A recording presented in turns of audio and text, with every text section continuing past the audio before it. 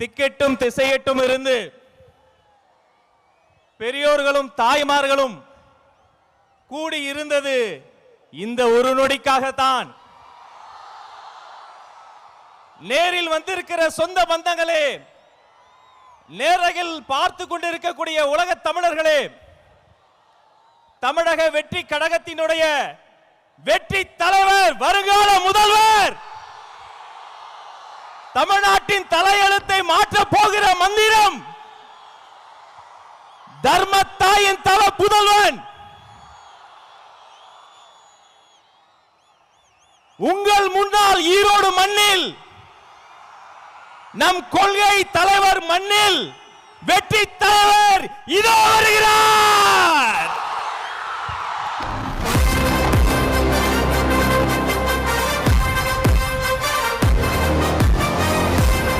Hello.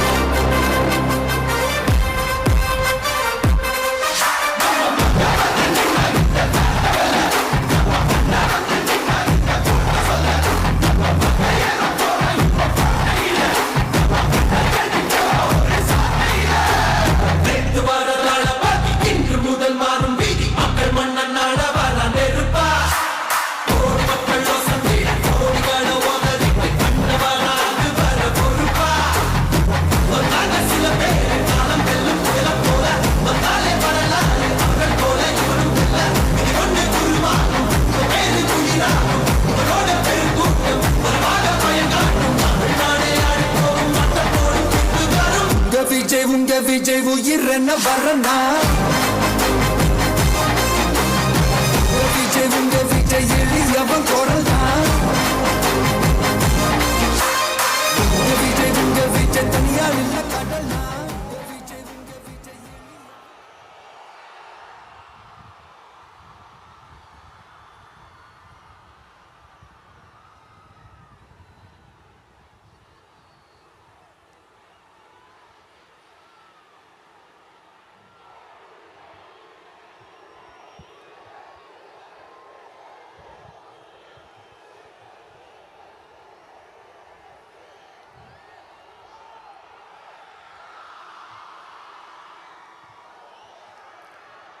மஞ்சள் மஞ்சள் பொதுவா நல்ல காரியங்கள் ஸ்டார்ட் பண்றதுக்கு முன்னாடி இந்த மஞ்சள் எடுத்து வச்சு தான் ஸ்டார்ட் பண்ணுவாங்க. நம்ம வீட்டில் கூட நம்ம அம்மா அக்கா தங்கைகள் நமக்காக நாம நல்லா இருக்கணும்ன்றதுக்காக மஞ்சள் புடவை கட்டிக்கிட்டு தான் வேண்டிக்குவாங்க.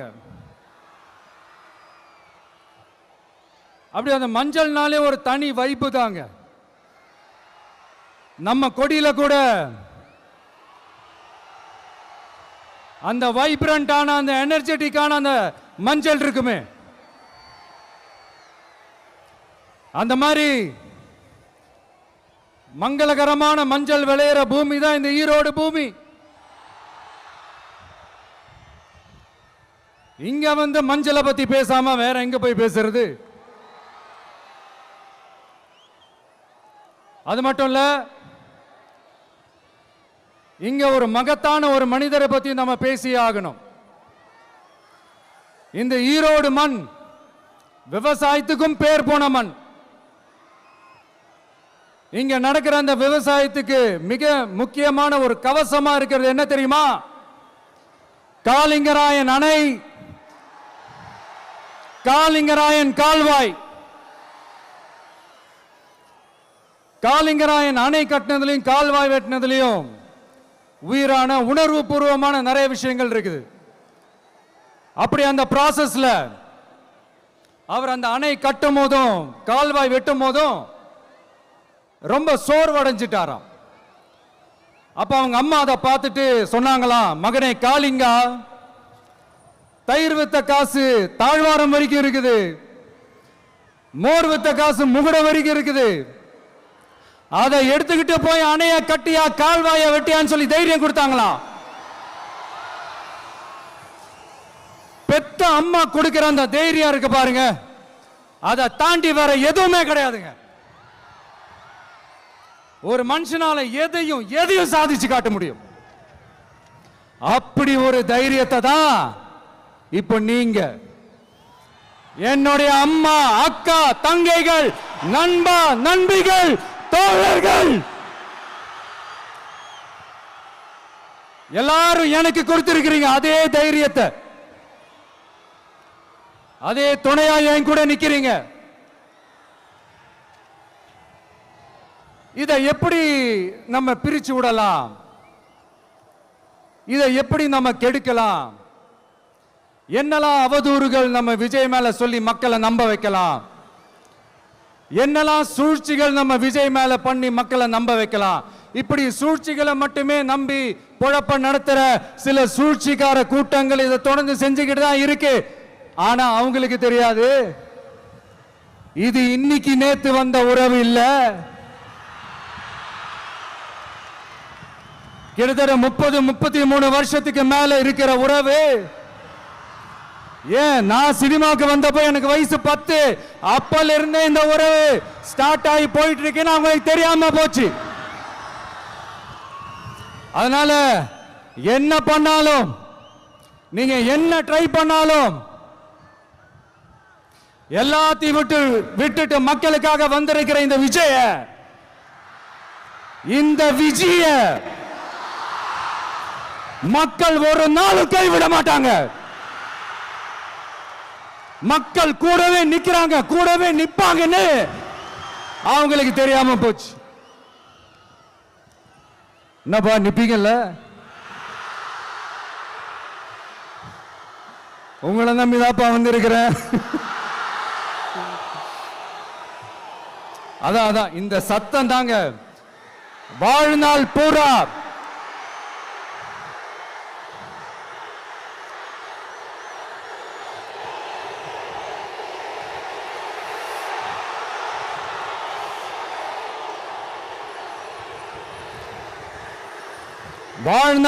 உங்களுக்கு நன்றியோடவே இருப்பேன். இப்போ நம்ம காளிங்கராயன் அவர்கள் அணையை கட்டுறதுக்காக பவானிக்கு போய் பார்க்கும்போது ஒரு இடத்துல ஒரு பாம்பு வந்து உட்கார்ந்துச்சான், படுத்துச்சான். அது படுத்த இடத்துல தான் அவர் அணையை கட்ட ஸ்டார்ட் பண்ணாராம். அப்புறம் அந்த பாம்பு வளைஞ்சி நெளிஞ்சி போற இடத்துலலாம் கால்வாயை வெட்டினார்னு சொல்லி சில வாய்மொழி கதைகள்லாம் சொன்னாங்க. தண்ணியை சேமிச்சு வச்சு குடிக்கிறதுக்கும் விவசாயத்துக்கும். தம்பி கீழே இறங்கு, தம்பி கீழே இறங்குப்பா, ப்ளீஸ் கீழே இறங்குப்பா.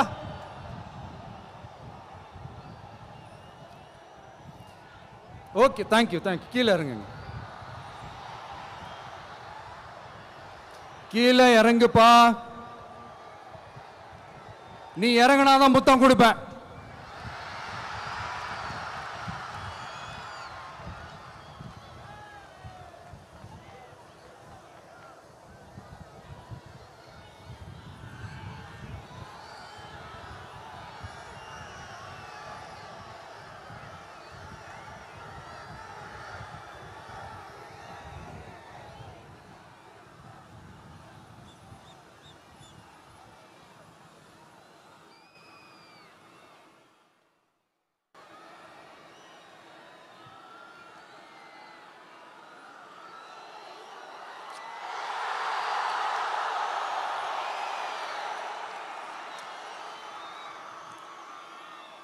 இப்படி தண்ணியை சேமிச்சு வச்சு குடிக்கிறதுக்கும் விவசாயத்துக்கும் வழி வகுக்கிறது எவ்வளவு பெரிய ஒரு நல்ல விஷயம்.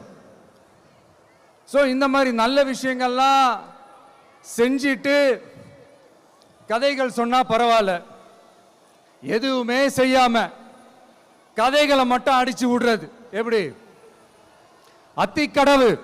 அத்திக்கடவு அவிநாசி திட்டத்தை இன்னும் விரிவுபடுத்தினா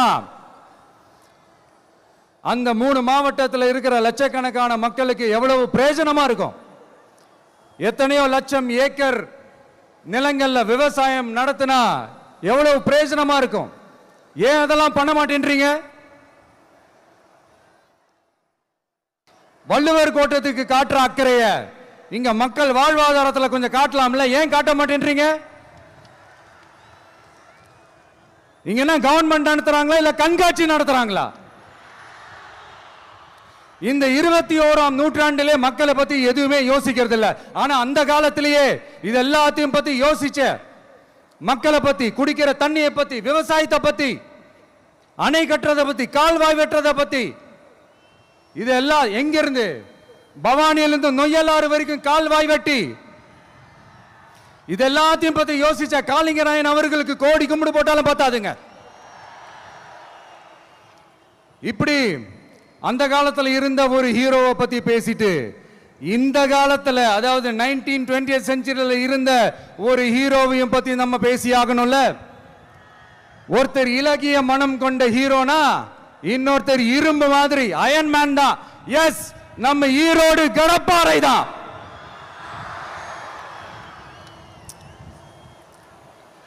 ஒட்டுமொத்த தமிழ்நாட்டையே திருப்பி போட்ட சீர்திருத்த நெம்புகோல். ஈரோடு மாவட்டத்தில் பிறந்த அவர்தான் இந்தியாவுக்கே இடஒதுக்கீடு சம்பந்தமான அரசியல் சட்டத்தை திருத்தறதுக்காக போராட்டம் நடத்தினவர் யாரு?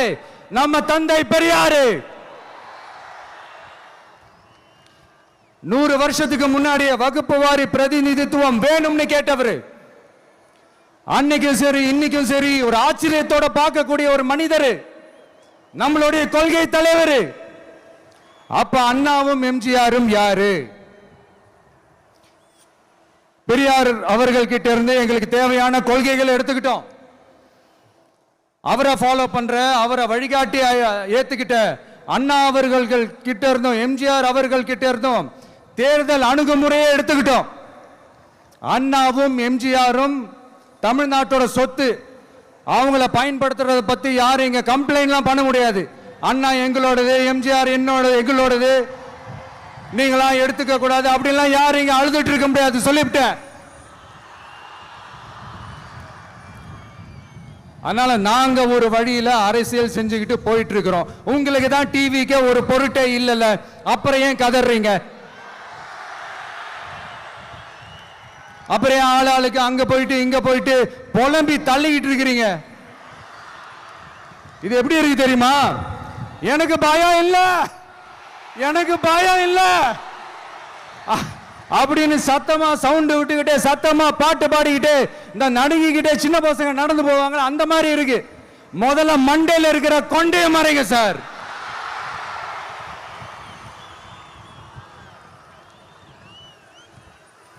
சும்மா மாறு வேஷத்துல மறு வச்சுக்கிட்டு மீடியா ஆளு, ரேடியோ ஆளுன்னு இவங்க ஆளுங்களே மாத்தி மாத்தி அனுப்பிக்கிட்டு, இதெல்லாம் என்ன மக்களுக்கு தெரியாதுன்னு நினைச்சிட்டு இருக்கீங்களா? மக்கள் எல்லாத்தையும் உன்னிப்பா கவனிச்சிட்டு இருக்காங்க. அதனாலதான் சொல்றேன், உங்களுக்கு நீங்க கொள்ளையடிச்சு வச்சிருக்கிற காசு தான் துணை. ஆனா எனக்கு என் மேல எல்லையில்லா பாசம் வச்சிருக்கிற இந்த மாசு தான் துணை.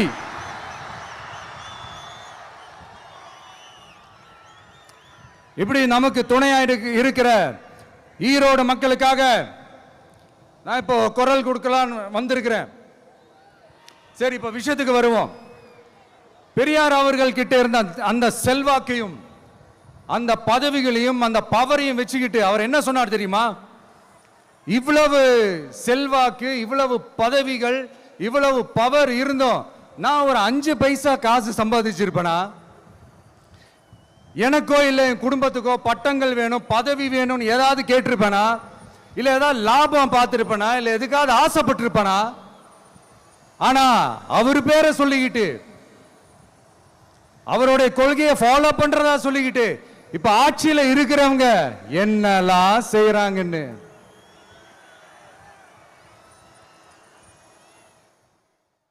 அதனாலதான் சொல்றோம், பெரியார் பேரை சொல்லிக்கிட்டு தயவு செஞ்சு கொள்ளையடிக்காதீங்கயா, தயவு செஞ்சு கொள்ளையடிக்காதீங்க. அவரு பேரை சொல்லிக்கிட்டு, பெரியார் பேரை சொல்லி கொள்ளையடிக்கிற இவங்க தான் நம்மளுடைய அரசியல் எதிரி.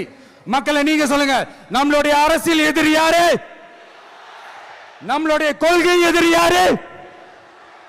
ரிப்பீட், நம்மளுடைய அரசியல் எதிரி யாரு? நம்மளுடைய கொள்கை எதிரி யாரு? உங்களுக்கு புரியுதுல்ல? எனக்கு அது போதும்யா, எனக்கு வேற எதுவுமே தேவையில்லை.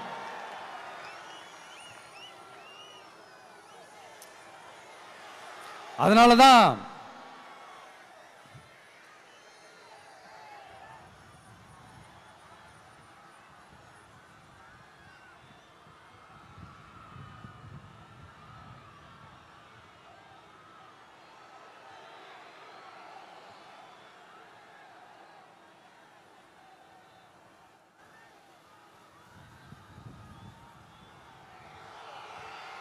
உங்களுக்கு நம்மளை பத்தி நம்ம அரசியலோட நீங்க எல்லாரும் என்னோட அரசியலோட கனெக்டடா இருக்கீங்கன்றது ரொம்ப தெளிவா தெரியுது. அதனால எனக்கு அது போதும். அதனாலதான் எதிரிகள் யாருன்னு சொல்லிட்டு களத்துக்கு வந்திருக்கிறோம். அதனால அவங்கள மட்டும் தான் எதிர்ப்போம். அதுவும் அந்த எதிரிகள் யாரு இப்போ இங்க 2026 சட்டமன்ற தேர்தலில் களத்தில் இருக்கிறாங்களோ அவங்கள மட்டும் தான் எதிர்ப்போம். சும்மா களத்திலே இல்லாதவங்களையும் களத்துக்கும் அவங்களுக்கும் சம்பந்தமே இல்லாதவங்களையும் எதிர்க்கிற ஐடியாலாம் இல்ல பாஸ். நீங்க கேட்கிறீங்கன்றதுக்காகலாம் எதிர்த்துட்டு இருக்க முடியாது பாஸ். எங்களுக்கு நிறைய வேலை இருக்குது.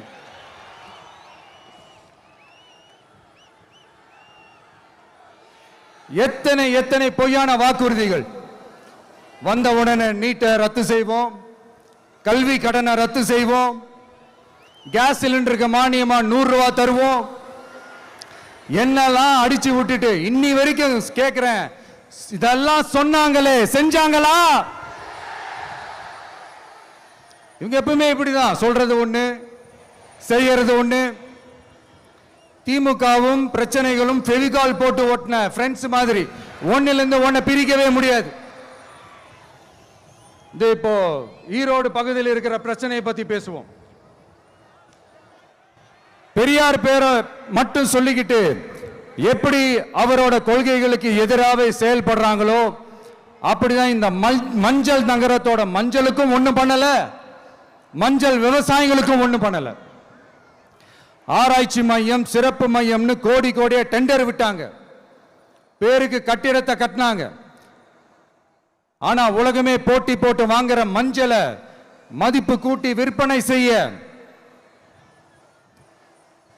அதாவது அதோட வேல்யூ இன்க்ரீஸ் பண்ணி நம்ம விவசாயிகளுக்கும் இந்த மாவட்ட மக்களுக்கும் நன்மை செய்ய இதுவரைக்கும் என்ன செஞ்சிருக்காங்கன்னு யோசிச்சு பார்த்தா ஒரு பெரிய ஜீரோ தான். கரும்பு நெல்லுக்கு அரசாங்கம் விலை பிக்ஸ் பண்றாங்க, அதையும் ஒழுங்கா பண்றதில்ல, ஒவ்வொரு முறையும் பிரச்சனை. அங்க நெல் கொள்முதல் செய்யறதுல ஊழல்.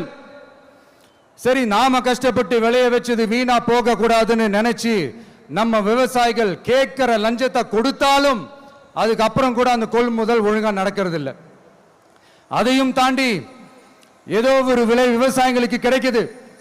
அப்படிலாம் இல்லாம ஒழுங்கா நேர்மையா நம்ம மஞ்சளுக்கும் நியாயமான விலை பிக்ஸ் பண்ணி தரமான விதைகளை கொடுத்தா என்ன குறைஞ்சா போயிடுவாங்க? இதெல்லாம் யோசிக்கிறதுக்கு அவங்களுக்கு நேரமே இல்லை.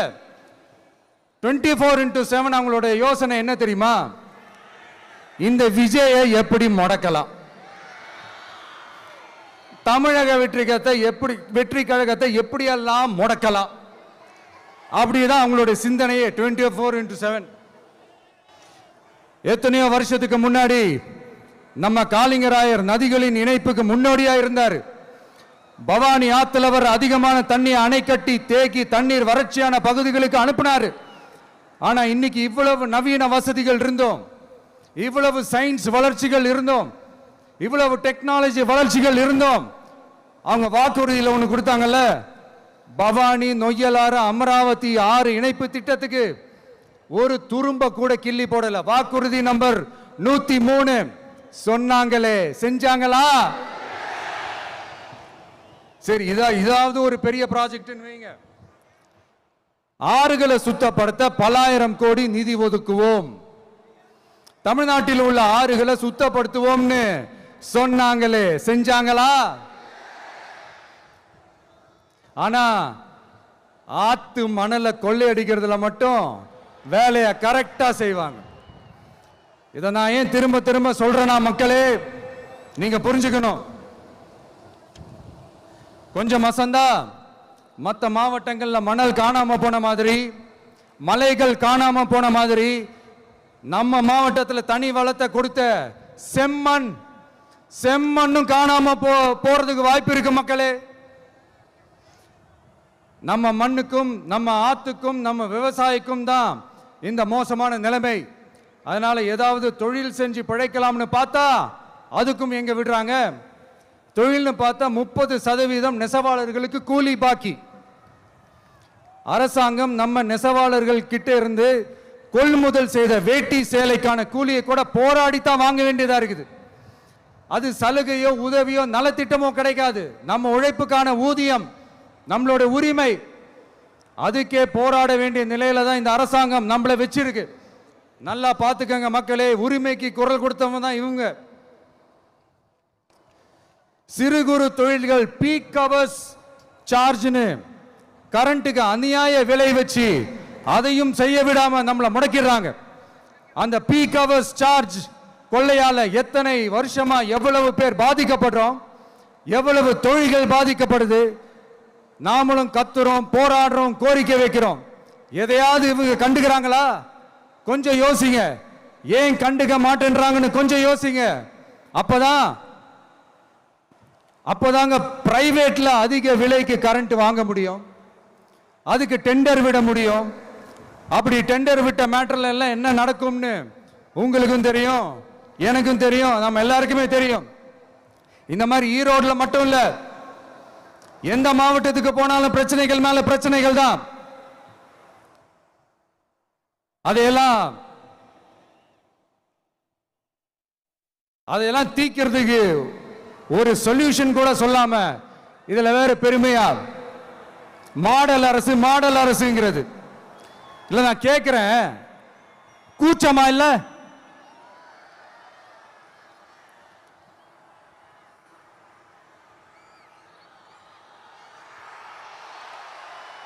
இதெல்லாம் கேட்டா அப்படியே நம்ம பக்கம் யூட்டர்ன் அடிச்சு வந்துருவாங்க.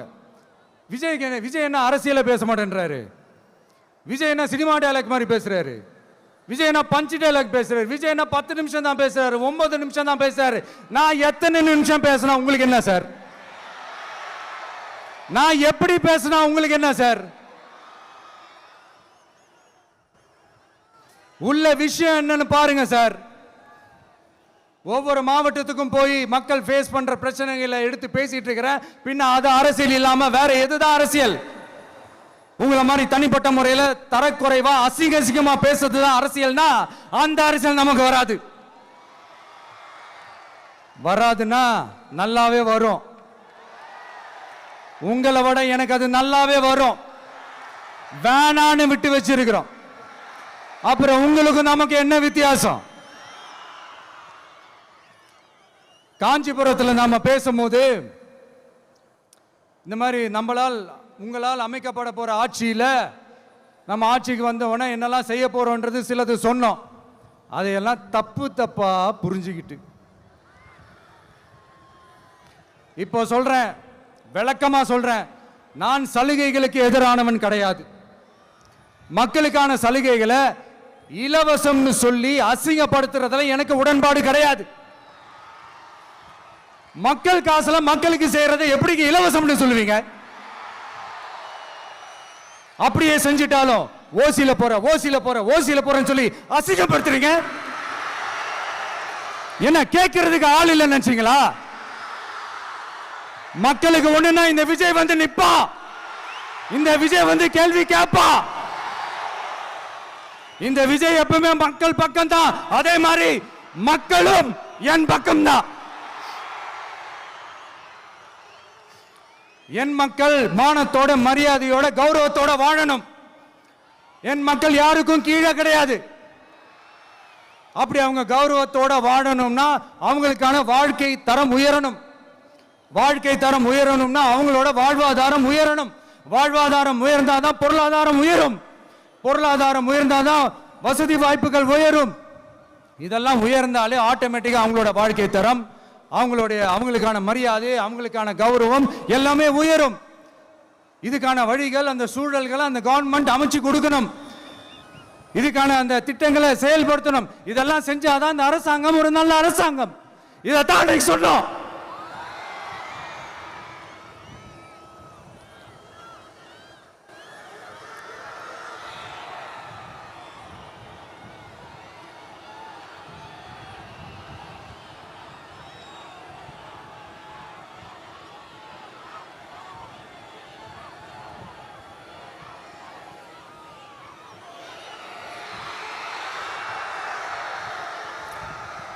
இதைத்தான் அன்னைக்கு சொன்னோம். உடனே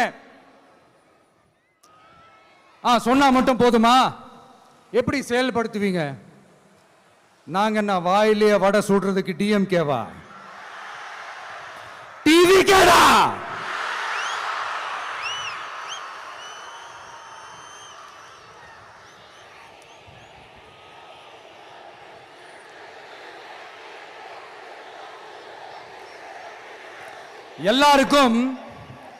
எல்லாருக்கும் நிரந்தரமான ஒரு வீடு இருக்கணும்னு சொன்னோம். உடனே எங்க ஆட்சியிலே நாங்க எல்லாரும் வீடு கட்டி கொடுத்துட்டோமே அப்படிங்கிறது இல்ல. நான் கேட்கிறேன், இங்க உங்களை தான் கேட்கிறேன், இங்க வாடகைக்கு இருக்கிறவங்களே இங்க யாரும் இல்லையா? எல்லாருக்கும் சொந்தமா வீடு கட்டி கொடுத்துட்டாங்களா? அடுத்து வீட்டில் இருக்கிற ஒவ்வொருத்தரும் மினிமம் டிகிரி படிச்சிருக்கணும் அப்படின்னு சொன்னோம். உடனே எங்க ஆட்சியிலே எல்லாரும் டிகிரி படிச்சு முடிச்சிட்டாங்களே அப்படிங்கிற மாதிரி சொல்றது அது உண்மைனா?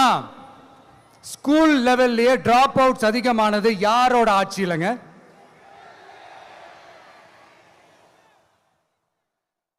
பசங்க பிள்ளைங்க யாரும் ஸ்கூல்ல சேரலன்னு சொல்லிட்டு எனக்கு தெரிஞ்சு 207 கவர்மெண்ட் ஸ்கூல்ஸ் மூடினது யாரோட ஆட்சியிலங்க?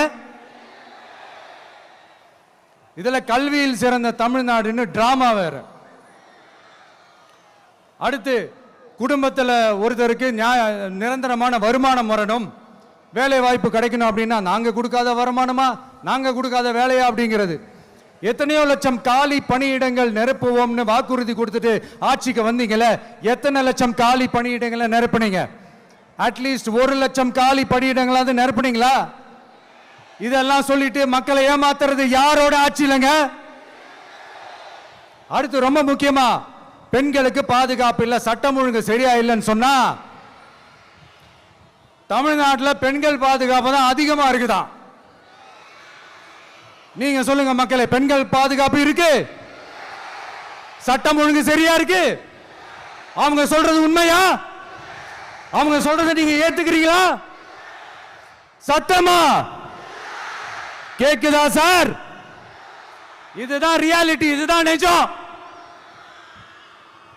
நம்மளுடைய ஆட்சியில சட்டம் ஒழுங்குல சமரசமே இருக்காது. அதனாலதான் இவ்வளவு ஸ்ட்ராங்கா சொல்றோம், தைரியமா இருங்க மக்களே. இந்த மாதிரி விஷயங்கள்லாம் நம்ம மக்கள் கிட்ட எடுத்து சொன்னா உடனே இந்த இது எடுத்துட்டு வந்துருவாங்க.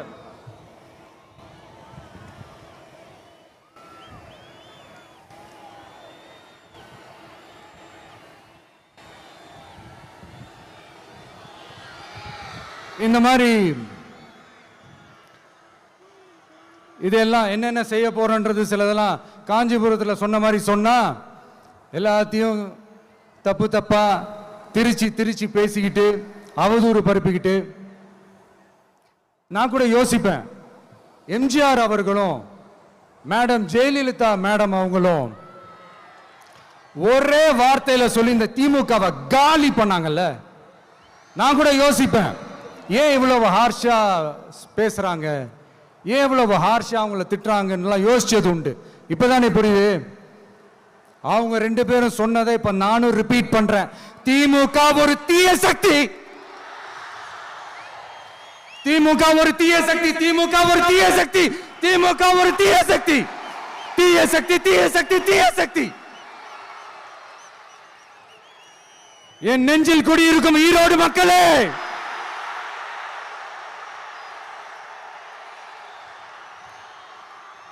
டிவிகே ஒரு தூய சக்தி. எப்படி? டிவிகே ஒரு தூய சக்தி. தூய சக்தி டிவிகேவுக்கும் தீய சக்தி டிஎம்கேவுக்கும் தான் போட்டியே.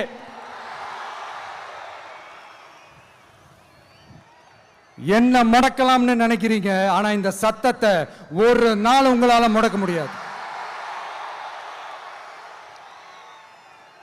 மக்கள் விரோத திமுக அரசை வீழ்த்த மக்கள் சக்தியான நம்மளால மட்டும்தான் முடியும். அண்ணன் செங்கோட்டையன் அண்ணன் அவர்கள்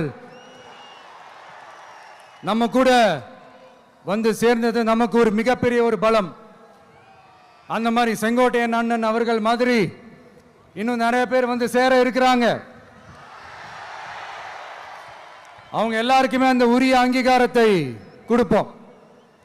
அது மட்டும் இல்ல, அப்புறம் இன்னொரு விஷயம் சொல்ல மறந்துட்டேன். இப்போ ரீசண்டா ஒரு இடத்துல நம்ம சிஎம் சார் அவர்கள் பேசும்போது சொன்னாங்க, என் கேரக்டரையே புரிஞ்சுக்க மாட்டேங்கிறேன். இது சினிமா டயலாக் இல்லையா? நான் ஏதாவது பேசினா சினிமா டயலாகா, சார் பேசினா அது சினிமா டயலாக் இல்லையா? சிலப்பதிகாரத்திலிருந்து எடுத்ததா அந்த லைன். என் கேரக்டரையே புரிஞ்சிக்க மாட்டேன்றது. உங்களை எப்படி தான் சார் புரிஞ்சுக்கிறது? எந்தெந்த விஷயத்துலலாம் சார் உங்க கேரக்டர் நாங்கள் புரிஞ்சுக்கிறது? அதையும் நீங்களே சொல்லிட்டீங்கன்னா கொஞ்சம் நல்லா இருக்கும் சார். சட்டம் ஒழுங்குல நாடே சந்தி சிரிக்குது அதுலையா? பெண்கள் பாதுகாப்புல நாடே சந்தி சிரிக்குது அதுலையா? பொய் வாக்குறுதிகளா கொடுத்து ஏமாத்தி ஆட்சிக்கு வந்தீங்களே அதுலையா? எதில் தான் சார் உங்க கேரக்டர் நாங்க புரிஞ்சுக்கிறது? ஆனா ஒண்ணு, தமிழ்நாட்டில் ஆட்சி செய்யற நீங்களும் சரி, ஒன்றியத்தில் ஆட்சி செய்யறவங்களும் சரி, நீங்க ரெண்டு பேரும் முதல்ல என்னோட கேரக்டரை புரிஞ்சுக்கணும் சார். என்னோட கேரக்டர்னு சொன்னது நம்ம மக்களோட கேரக்டரை. 2026 சட்டமன்ற தேர்தலோட அந்த கேரக்டரே கொஞ்சம் வேற மாதிரி சார். அதை கொஞ்சம் தயவு செஞ்சு நீங்க புரிஞ்சுக்கணும் சார். புரிஞ்சுக்கலன்னா மக்களே உங்களுக்கு புரிய வைப்பாங்க சார். கான்பிடண்டா இருங்க சார், நல்லதே நடக்கும் சார். வெற்றி நிச்சயம் சார். மீண்டும் சந்திக்கும் வரை நன்றி, வணக்கங்க சார். நண்பா, நண்பிகள், இங்க வந்து எல்லாம் வந்து பார்த்தோம், எல்லாம் நல்லபடியா நடந்தது. சேஃபா வந்துட்டு சேஃபா வீட்டுக்கு போயிடுங்க. எனக்கு எல்லாத்தையும் விட நீங்க தான் எனக்கு முக்கியம். தயவு செஞ்சு சேஃப்டியா போயிட்டு வாங்க. ஒரு ஈரோடு செல்ஃபி ஒன்று எடுப்போமா?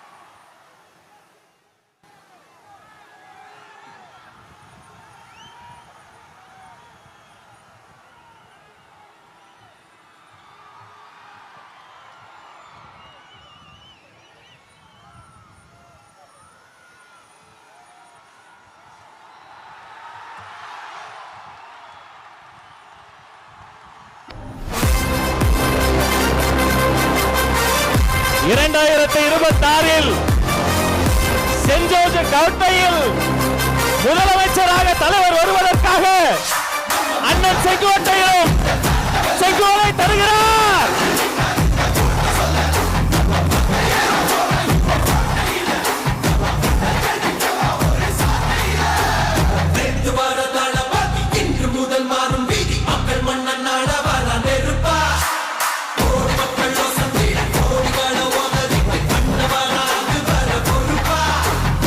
What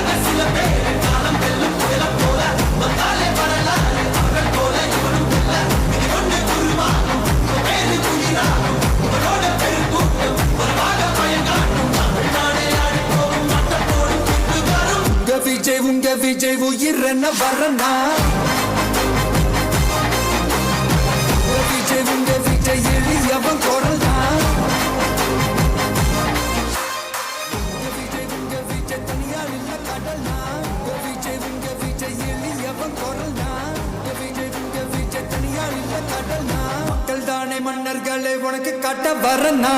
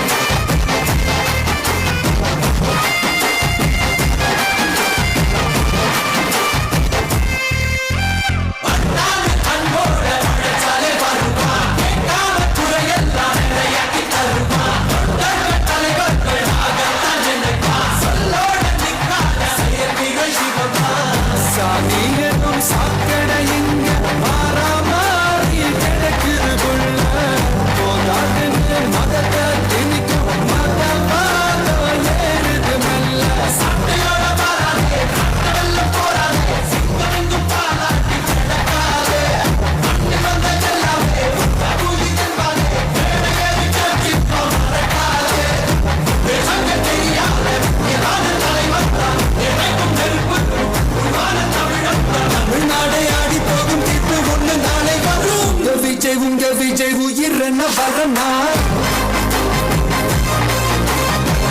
விஜய் உங்க விஜய் எளியவன் குரல்னா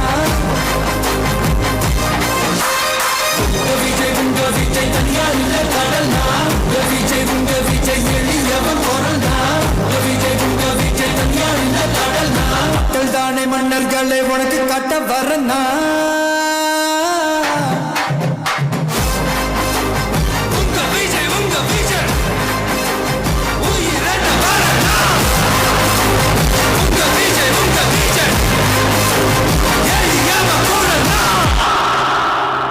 உங்க விஜய் நான் வரேன்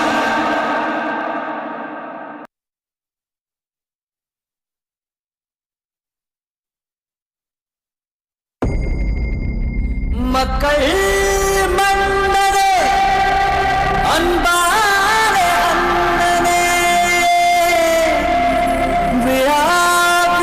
விழாவீரனே பெரியார் பேரனே மன்னா மன்னா எங்கள் உரிமை காவல்